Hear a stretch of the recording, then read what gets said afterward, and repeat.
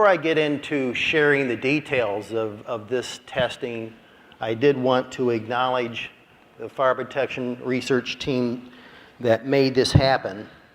And I think many of you know that if a research project doesn't have funding, it doesn't go very far.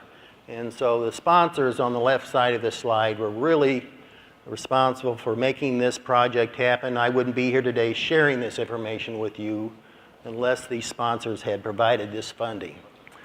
The Fire Protection Research Foundation, for every project, they organize a technical panel, what I'm going to refer to as a project team, that provides oversight for the project and makes the technical decisions as to the direction of the project. In this particular case, Steve Woolen led that team, and they made some very, very good decisions that resulted in a very successful conclusion to this project. I think many of you know that there is a large percentage of research projects end up with a conclusion of what? You need more research, right? Well, in this particular case, we ended up with a very tangible benefit to the entire fire protection community with a revision to the 2016 edition of NFPA 13. As noted down at the bottom of the slide, UL served as the contractor who conducted the testing, and we did that in our large-scale fire test facility in Northbrook, Illinois.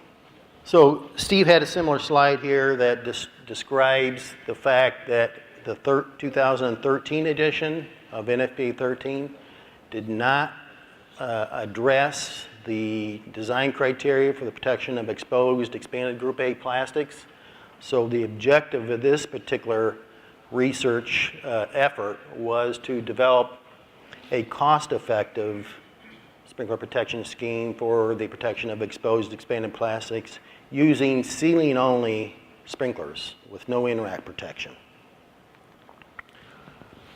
This slide here gives you an idea of the hierarchy of the commodity classification scheme that's described in NFPA 13.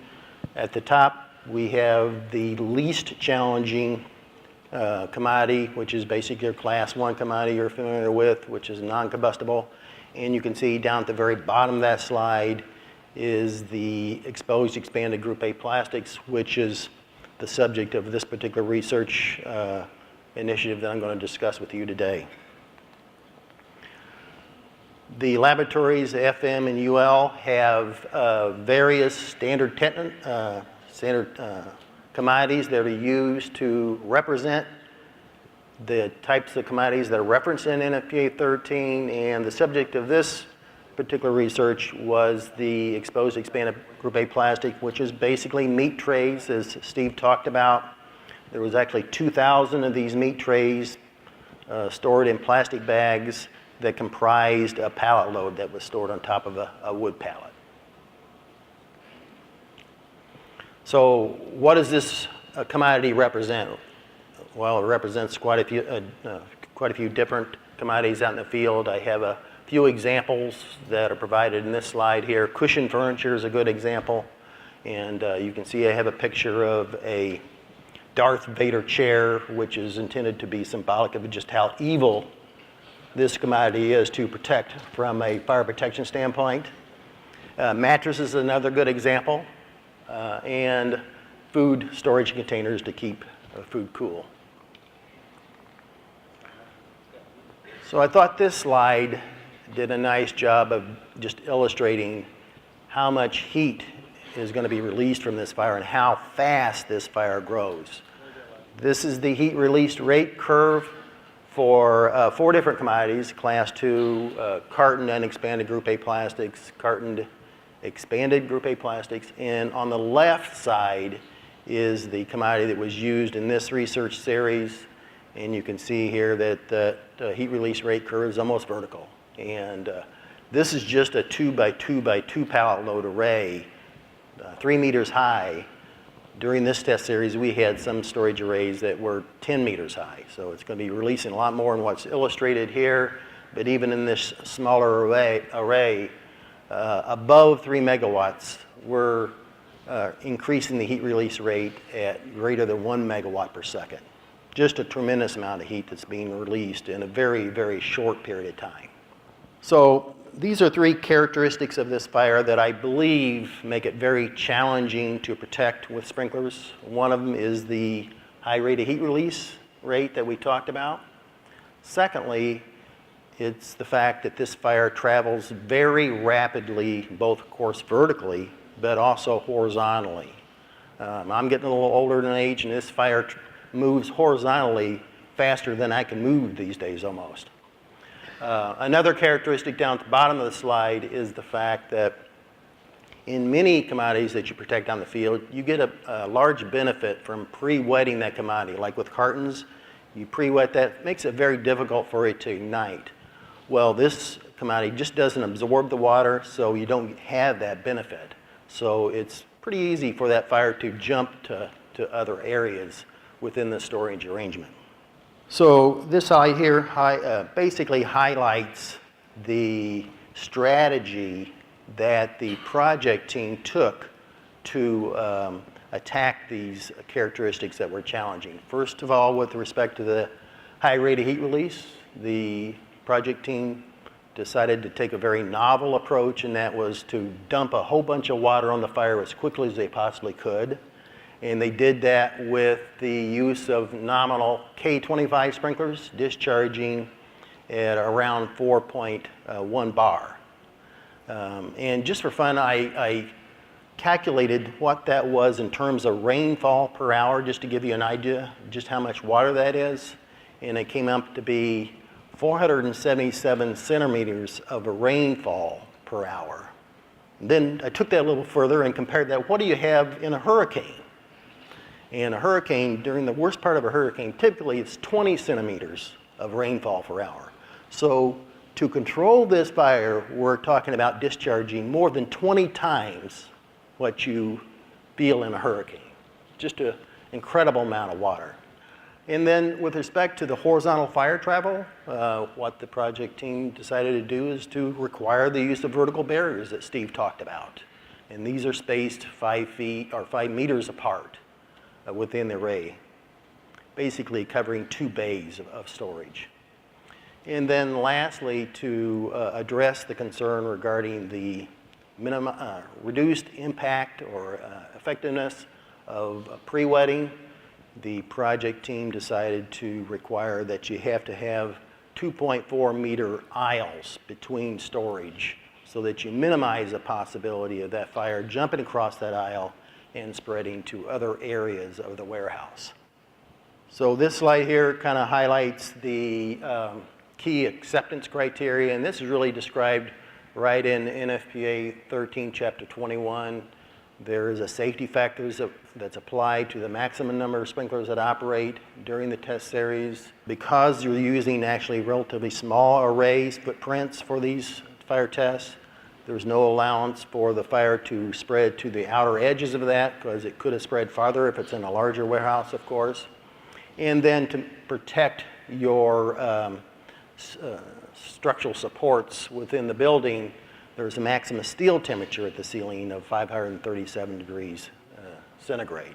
Now, the project team also tried to provide at least some allowance for blocking of flue spaces within the array, which you might incur out in the field. But unfortunately, those test results weren't that successful. And what I wanted to do here, just for a few minutes, is explain to you, share with you some information that will help you understand why it's important to keep those flue spaces open and why that created a problem in this particular test series here. I've highlighted the fact that first 5 tests of this series had some level of blocking of flue spaces, and this is the transverse flue space that was blocked. And I want to focus on the test number 6. It's highlighted in red there, and show you some of the results of that in some videos that will illustrate what happened that caused the undesirable test result. So this particular test here is the results of those first 5 tests. And you can see we had a rather large number of sprinklers operate in each of the tests except one. And that would have required a large amount of water to be included in the hydraulic calculation, which is not what the project team wanted. And then down at the bottom of the slide here, it's an indication that Some of these fires, they traveled to the end of the array or to the outer edges of the target, which was not considered an acceptable result. So let me focus a little bit on test number 6 here. And this is the test arrangement that was used for this particular test. It's a 17-meter long array. I think it was 9.1 meters high. And you see here, approximately 5 meters apart, we have the 4 vertical barriers within this array. And then in between the rack uprights, we had each level of storage blocked so that the water discharge from the sprinkler couldn't get down through that flue down to the bottom. So this is the arrangement that was used to block the flues. Basically just used a non-combustible cement board that spanned the wood pallets at that flue. And this is basically this sprinkler operation sequence for test number 6. And you see a total of 11 sprinklers operated, and 6 of them operated within about 1 minute, which is very typical of all the tests. And it looked like, at least at this point on the north side of the array, it looked like the result was going to be quite good. But what in fact happened is that the fire traveled to the south side of the main bay, extended out into the aisle, and eventually ignited this target array, causing 5 more sprinklers to operate later on in the test. This is the damage in test number 6 on the ignition side of the array. You see that the sprinklers did a very nice job of controlling this fire and limiting the damage to the commodity that was placed between the vertical barriers. You can also see the vertical barriers did an excellent job of preventing that fire from going down to the ends of the array. This is the south side of the array, a photograph of the damage. And you can see similar results, but you see a little bit more burning, some breaching of the vertical barrier, where we had some damage to the commodity past here, but again, did a nice job of preventing it from going to the ends of the array. Now, this is the bad part of the test, and this is a photograph of the target on the south side, and you see a large portion of that target was totally consumed, and that was because the fire jumped that 2.4 meter aisle, got that target involved, and operated 5 more sprinklers.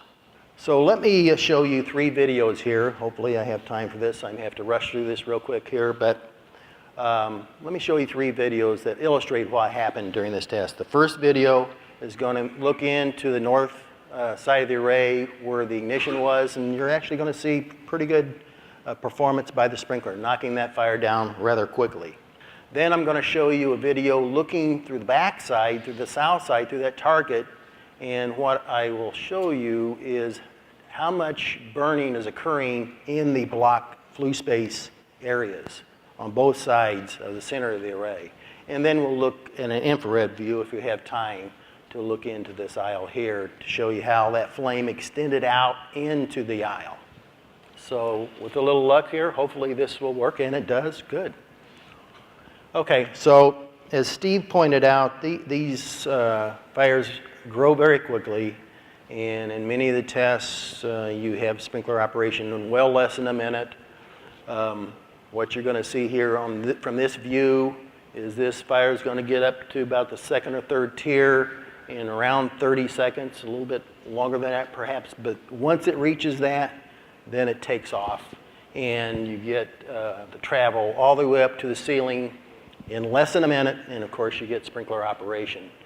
And in this particular test, we are going to see sprinkler operation in around 1 minute, a little bit less than that. You're going to see the sprinklers drive that fire down. You see a very substantial plume velocity there, but it's going to drive that fire down. And you'll see the fire extend out into the aisle some, but the sprinkler does a great job of discharging water on that target commodity and preventing that from igniting. You see we have sprinkler operation now, and the sprinkler is doing a nice job of controlling that fire and preventing that target from igniting. So at this point, this fire test looked pretty good. Everybody that was looking at it from this angle said, hey, you know, we got a good result here. But then we looked at the south side. And again, this is looking through the south target. And so this is your center flue that's open, and the sprinkler is above that, and it's going to be discharging water down into that unobstructed center flue, transverse flue. But what I want you to observe, once we get to the point after the sprinkler operates, I want you to observe the block flues and how intense the fire is burning in those block flues on both sides of the center flue here. And see how intense that fire there is? And that's reaching well out into the aisle. And ultimately what you're going to see here in about now is a little lazy flame develop in this target.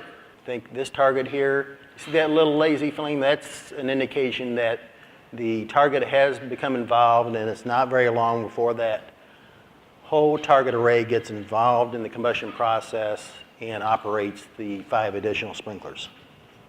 So you see substantial burning of the target by this point, less than 2 minutes.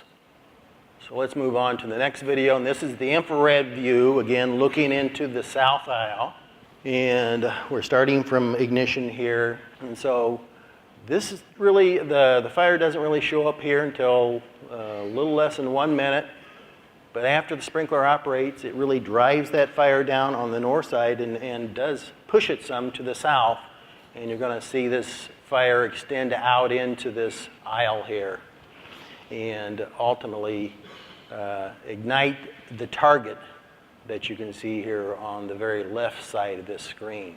So now we're getting up to 40 seconds here, and you see we're starting to get some fire show up on the south side of the array, because this was ignited on the north side, and starting to get a little intense there. And the sprinklers operate around 1 minute or so, and you're going to see that actually push that out even farther out into this aisle. And you'll see why that target array ultimately became ignited. See how far that's reaching out into that aisle now? It's almost touching this target array. And even with some wetting occurring, that target gets ignited and ultimately becomes involved in the combustion process and operate 5 additional sprinklers. So let me just move on to the results that were successful. Hopefully that helps you understand why it's important to keep these flue spaces open.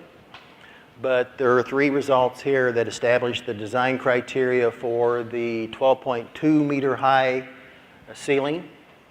And I just want to share with you a few of the results from test number 7 and 8, which really were representative of what we saw throughout the test series. So this is test number 7, and you see 7 sprinklers operated, which is a very common occurrence for this particular test series, all within about a 1 minute, and did a nice job of controlling that fire. This is the damage looking at the ignition side of the array, north side of the array. You can see the vertical barriers did a great job of mitigating the fire travel, and the sprinklers did a nice job of controlling the fire within that particular area. Here's the damage on the north side of test number 8. A little bit different in the fact that you had a little bit more damage beyond the barrier. You see you had some ignition here. And some of you may be wondering, well, just how did the fire travel past that barrier? Because it's a solid barrier. And it wasn't because the barrier burned through or anything like that. It was because the commodity extended beyond the end of the barrier by about 10 to 12 centimeters. And that was just enough for that fire to travel around there and cause it to get by the vertical barrier. But you can see overall the vertical barrier did an awesome job of preventing that fire from going down to the end of the array. So this is the results of the 3 tests that supported the 12.2 meter design criteria. You see maximum number of sprinklers operated at 7, very low ceiling temperatures, maximum of 57. We did have travel to the end of the array on this one test, but that was a test with block flue spaces in a short array. The project team felt that if that array was larger, that incorporated 4 vertical barriers, and you didn't have the block flue spaces, that fire would not have traveled to the end of the array. So Steve talked about the fact that there was another design criteria in NFPA 13 for a smaller ceiling height, and that was a result of a discussion at the second draft meeting of the technical committee. There was another team that was formed that included different sponsors and a different technical panel to oversee this additional testing that the Fire Protection Research Foundation organized. Again, you all did the subsequent testing on this to establish this design criteria basically at 2 bars, essentially half the pressure that's required for the taller ceiling height.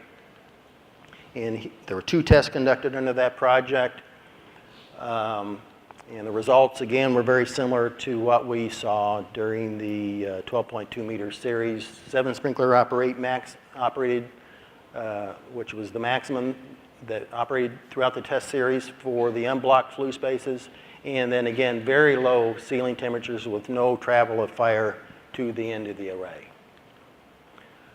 This, just for your reference, is the list of all the tests that was used to support that design criteria in 13 for both the 12.2 meter and the 9.1 meter high array.